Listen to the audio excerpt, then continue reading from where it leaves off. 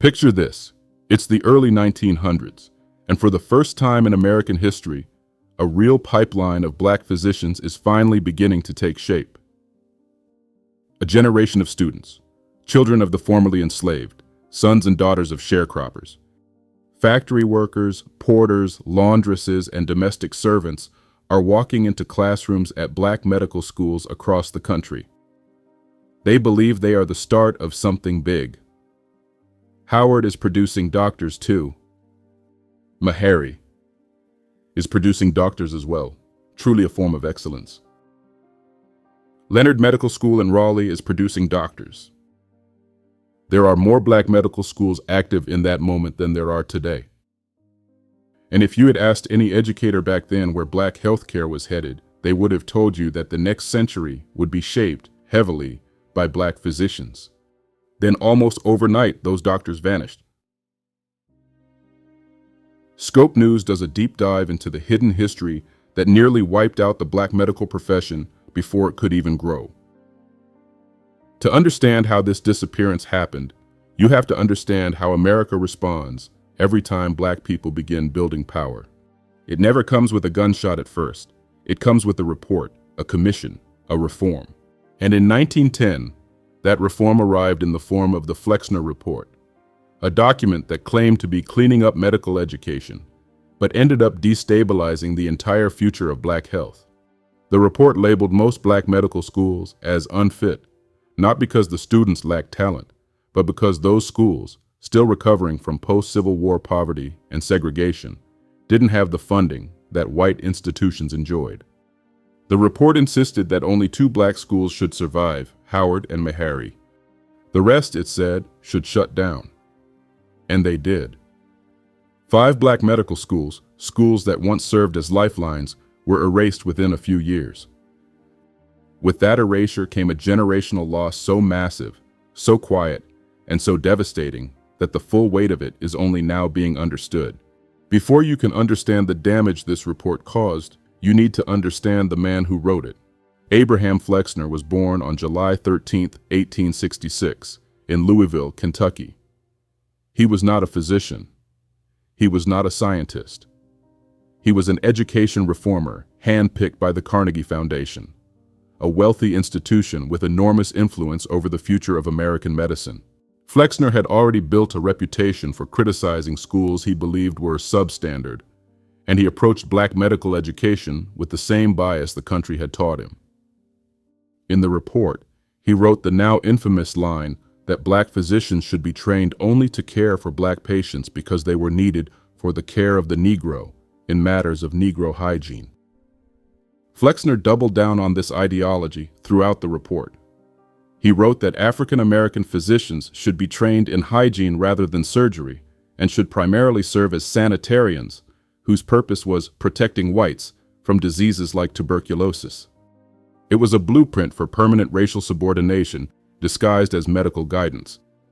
That one sentence revealed the entire agenda. He did not see black doctors as equals. He saw them as workers for a racial caste system. And when someone with that worldview is given the power to reshape an entire field, the outcome is destruction disguised as reform. His recommendations reinforced segregated hospital systems well into the 1950s and 1960s, shaping a medical world where black patients were denied equal treatment and black physicians were systematically blocked from training, advancement, and institutional power.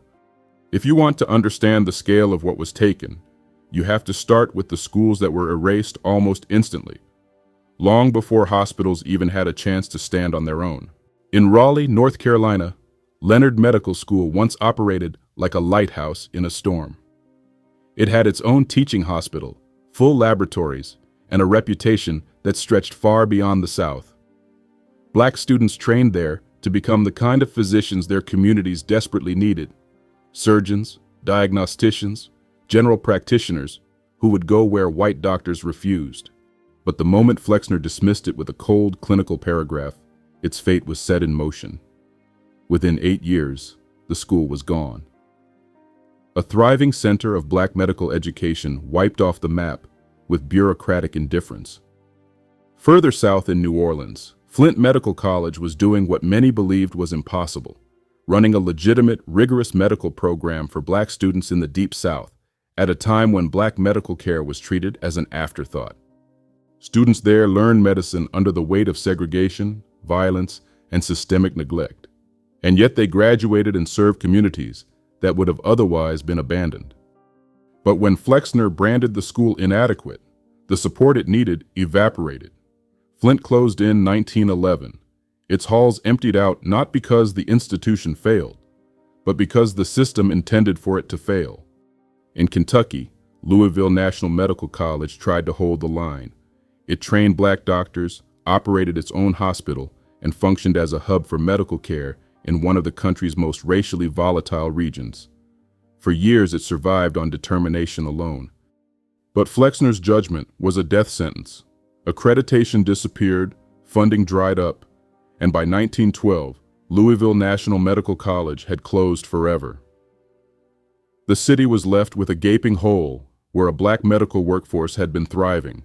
Only after the schools had been gutted, only after the pipeline of Black physicians had been deliberately kneecapped, do you see the next wave of devastation. The hospitals, the clinics, the community institutions that tried to survive in a landscape where the system had already ensured they had no reinforcements coming. One of the most haunting examples is the Afro-American Sons and Daughters Hospital in Yazoo City, Mississippi. Founded in 1928 by Thomas J. Huddleston Sr., it was built not from state support, but from the pockets and hope of Black families who paid their dues into a mutual aid society so they could finally have a hospital of their own. It delivered babies, performed surgeries, trained nurses, and treated thousands of patients who had been turned away elsewhere. But even though it rose after the Flexner Report, it inherited the same punishment. No access to federal resources, no accreditation pathways, no institutional partnerships, no lifeline. The hospital didn't collapse. It was cornered, isolated, starved out slowly by a medical system that refused to allow Black institutions to expand, stabilize, or compete. Today, the building stands abandoned, its silence louder than any headline. It looks less like a closed hospital and more like a warning, a reminder of what Black communities built for themselves and what this country quietly took back. It's hard to overstate what was lost. Some estimates suggest that, had those schools stayed open, they might have produced an additional 25,000, 35,000 Black physicians by now. Instead, tens of thousands of potential healers, researchers, and mentors simply vanished, along with the health system benefits they could have provided. Today, Black people make up nearly 14% of the U.S. population, but only around 5% of physicians are Black. That persistent gap isn't an accident. It's a structural legacy of institutional racism embedded in early 20th century medical reform. The consequences ripple widely. A shortage of Black physicians undermines the potential for race-concordant care, care provided by doctors who understand, share, or empathize with a patient's racial and cultural background. Without representation, many Black patients remain underserved, and Black communities continue to suffer disproportionate levels of maternal mortality, infant mortality, chronic illness, and other health disparities. Moreover, the erasure of entire networks of Black medical mentorship and heritage has cultural consequences. For years, fewer role models existed for aspiring Black students, making medicine feel unattainable, alien, or not built for them. Even for those who defied the odds, systemic barriers persist. Discriminatory licensing, residency restrictions, institutional bias, and gatekeeping at every level. In reflecting on this history, a chilling truth becomes clear. Modern racial health inequities are not the result of individual prejudice alone. They are the outcome of institutional decisions masked as progress. The professionalization of medicine did not save Black patients. It robbed entire communities of caretakers, healers, and hope. As the U.S. grapples with healthcare disparities, maternal-infant mortality gaps, and physician shortages in underserved areas, recognizing this legacy matters more than ever. Fixing the problem isn't just about increasing admissions or scholarships. It's about rebuilding infrastructure, mentoring pipelines, and recovering a lost lineage of Black medical excellence. We must remember those vanished doctors, not as ghosts or abstractions, but as a vital lost generation whose absence still shapes the present. Scope News tells the truth. Here are the facts.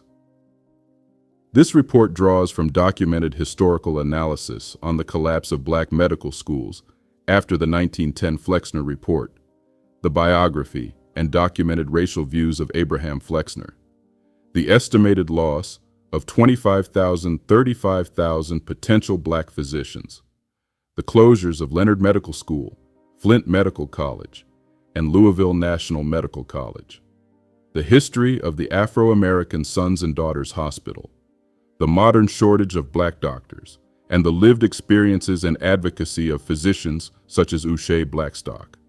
All referenced history is verified through academic, medical, and archival scholarship. Legal disclaimer. This Scope News report is for educational, informational, or entertainment purposes. Historical details are drawn from credible scholarship, public records, and documented accounts. Viewer discretion is advised, as the content discusses racism, institutional discrimination, and historical violence that may be disturbing. Scope News aims to reflect history accurately while acknowledging limitations in available records, archival access, and image licensing. This report does not offer medical, legal, or financial advice. This video is dedicated to the late Dr. Slade,